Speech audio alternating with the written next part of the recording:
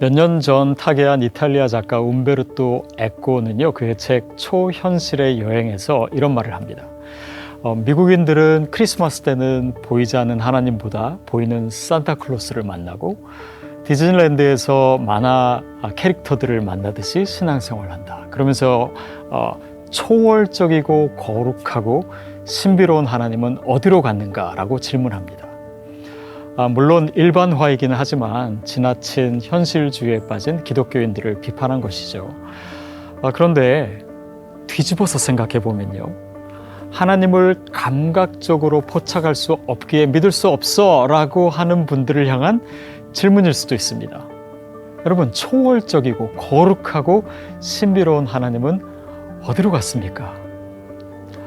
위트겐슈타인이라고 하는 철학자는요, 이렇게 얘기합니다. 말해질 수 있는 것은 명료하게 말해질 수 있고 말할 수 없는 것에 대해서는 침묵하라.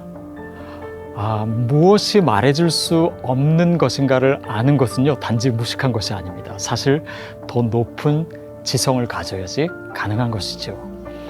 그러면서 위트겐슈타인은 기독교 신앙은 신앙의 대상을 알려고 하는 것이 아니라 그 심연 속으로의 투신이다. 이 말은 하나님은 단지 지식의 대상이 아니라는 뜻이지요. 기독교 신앙을 갖는 것이요, 현실에 발을 내리되 그것을 넘어서는 영역이 있다는 것을 얘기하는 것이죠. 많은 사람들이요, 믿음의 영역에 두어야 할 것에 가시적이고 감각적인 확실성을 가하기를 시도합니다. 알 수 없는 것을 굳이 알려고 하고 대답할 수 없는 것을 대답하려고 해요. 그냥 모른다 하면 될 것을 굳이 안다고 해서 때로는 신앙 자체를 왜곡하기도 하고 또 잘못된 가르침이나 이단에 빠지기도 합니다. 근데 그 중요한 이유는요, 신비의 차원으로 남겨두어야 할 것을 인정하지 않기 때문입니다. 세상의 악과 고통의 문제에 대해서도 마찬가지입니다. 인간이 다 이해할 수 없는 문제거든요. 근데 억지로 하나님을 자신의 이해의 자리로 끌어내리려다가 하나님은 세상의 역사에 더 이상 관여하지 않는다라고 말하거나, 아니면 하나님이 선할 수는 있지만 전능하시지는 않다라고 하거나, 내 감각이나 이성이나 논리에 잡히지 않으니 하나님을 인정할 수 없다, 또 무신론에 빠지기도 합니다. 우리가 하나님을 알 수 없다라고 하는 이야기에 대해서 계속해서 반복적으로 이야기하게 되는데요, 하나님에 대한 이야기의 그 중심은요, 마치 수레바퀴처럼 그 가운데 신비의 영역을 남깁니다. 이는 머리가 좋다고 책을 많이 읽는다고 해결할 수 있는 것이 아니에요. 하나님의, 그리고 그가 하시는 일을 우리가 다 이해하려고 하는 시도는 마치 그 신비의 본질을 왜곡하는 것이기에 실패할 수밖에 없습니다.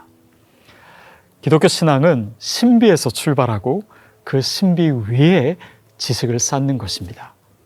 그 신비의 핵심은 초월적인 하나님이 제한된 우리 인간과 관계를 맺으신다는 것인데요, 그것이 바로 예수 그리스도를 통해서 이루어졌다는 것, 이것은 다 이해할 수도 설명할 수도 없는 사실입니다.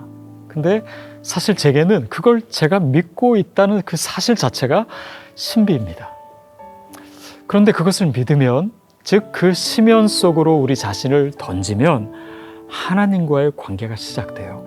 그리고 그 관계 속에서 조금씩 하나님을 알아가기 시작합니다. 바로 이 관계라는 차원 때문에요, 신비의 문제는 우리의 선택이나 결단을 거쳐서 신뢰로 향하게 됩니다. 즉 우리가 처한 상황, 나아가 하나님에 대해 우리가 다 알지 못하지만 그 관계 속에서 내게 주어진 하나님에 대한 지식의 근거에서 그분을 신뢰하게 되는 것이죠. 여전히 우리 인생에는 우리가 이해할 수 없는 길들이 펼쳐져 있습니다. 이해할 수도, 통제할 수도, 헤아릴 수도 없는 많은 영역들, 그것을 우리가 알고 통제하고 헤아릴 수 있는 영역으로 축소하는 것은 불가능합니다. 그 영역은 신뢰의 영역이기 때문이에요. 그렇지 않고 내 생각과 경험에 맞추려 하면 의심, 오해, 왜곡이 끊이질 않게 됩니다. 자, 여러분에게 한 가지 질문을 하겠습니다. 여러분은 여러분이 이해할 수 있고 통제할 수 있고 감당할 수도 있는 하나님을 원하십니까? 아니면 이해할 수 없고 통제할 수 없고 감당할 수 없는 초월적이고 신비적인 하나님을 원하십니까?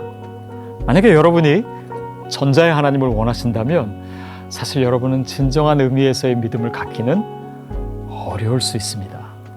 보이고 만질 수 있고 내가 원하고 예측하는 대로 도움을 주는 신을 믿는 것은 사실 신앙이 아니고 어쩌면 일종의 미신입니다.